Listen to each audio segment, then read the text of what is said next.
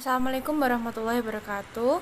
Kami dari kelompok 1 yang beranggotakan saya, Alrat Sanas Putri Azahra, NIM 22302049, dan rekan saya yang bernama Putri Aprilia Nur Cahyati, NIM 20302098. Di sini kami akan mempresentasikan materi mengenai penyelesaian sengketa. Yang pertama akan dijelaskan oleh rekan saya yang bernama Putri Aprilia Nur Cahyati. Yang pertama yaitu pengertian sengketa ekonomi syariah.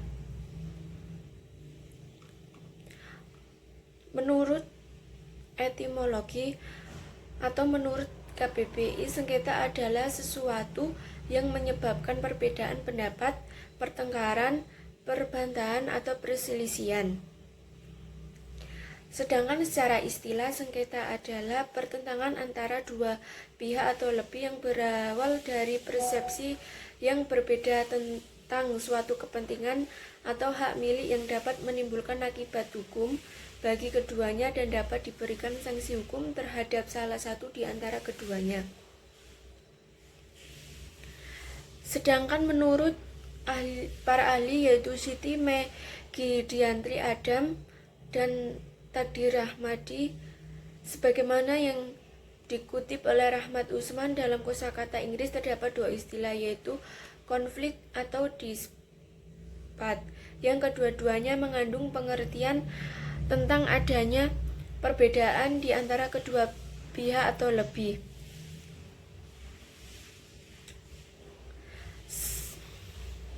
Berdasarkan pengertian di atas, maka dapat disimpulkan bahwa yang dimaksud dengan sengketa ekonomi syariah adalah suatu pertentangan antara dua pihak atau lebih pelaku ekonomi yang kegiatan usahanya yang dilakukan menurut prinsip-prinsip dan asas hukum ekonomi syariah yang disebabkan persepsi atau pendapat yang berbeda.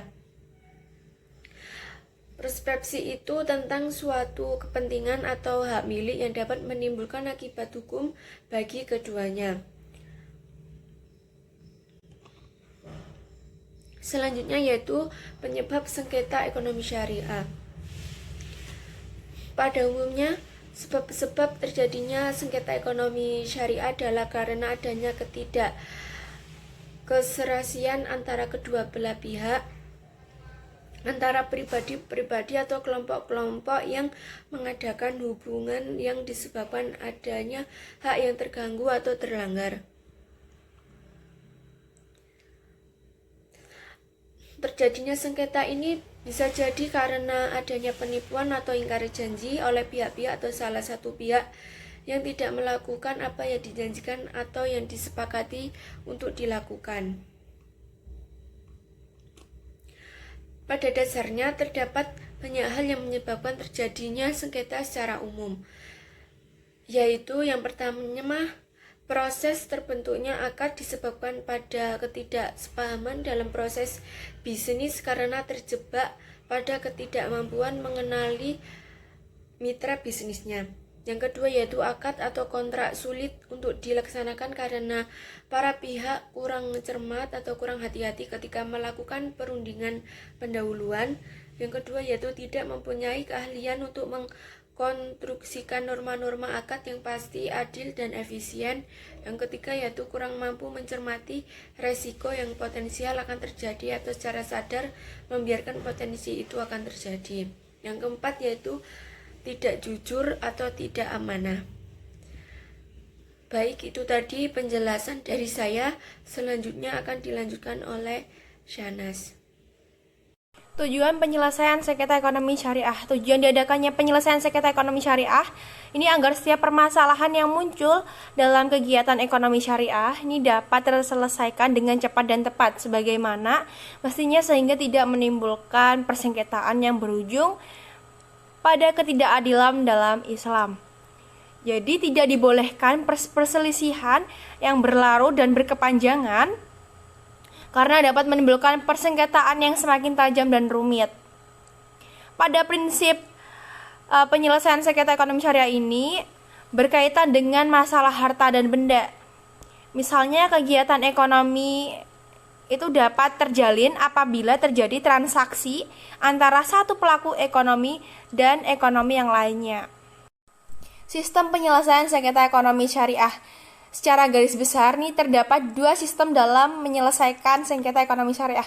Yang pertama, secara litigasi, yaitu penyelesaian sengketa yang diselesaikan di lembaga pengadilan dengan berbagai hukum acara. Yang kedua, secara non-litigasi, yaitu penyelesaian sengketa yang diselesaikan di luar lembaga pengadilan. Jadi penyelesaian sengketa ini melalui jalur non-litigasi juga mengenal berbagai cara dan mekanismenya. Cara non-litigasi secara umum terdapat 3 cara penyelesaian sengketa ekonomi syariah. Yang pertama, penyelesaian sengketa ekonomi syariah melalui alternatif penyelesaian sengketa atau dikenal juga dengan alternative dispute resolution. Yang kedua, penyelesaian sengketa ekonomi syariah melalui lembaga arbitrase. Dan yang terakhir, yang ketiga, penyelesaian sengketa ekonomi syariah melalui lembaga konsumen. Jadi meskipun bentuk penyelesaian sengketa ekonomi syariah ini melalui lembaga konsumen dikategorikan pada jenis penyelesaian sengketa secara non-litigasi, namun berbeda dengan cara dan mekanisme yang diterapkan dalam alternatif penyelesaian sengketa.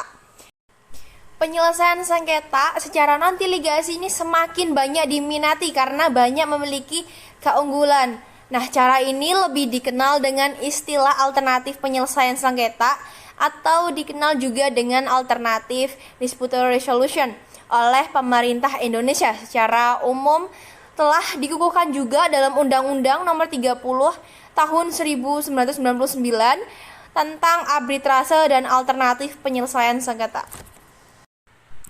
Itu tadi sedikit penjelasan materi mengenai penyelesaian sengketa ekonomi syariah. Mohon maaf dari kelompok 1 jika ada salah tutur kata maupun penjelasan materinya kurang. Kurang lebihnya mohon maaf. Wassalamualaikum warahmatullahi wabarakatuh.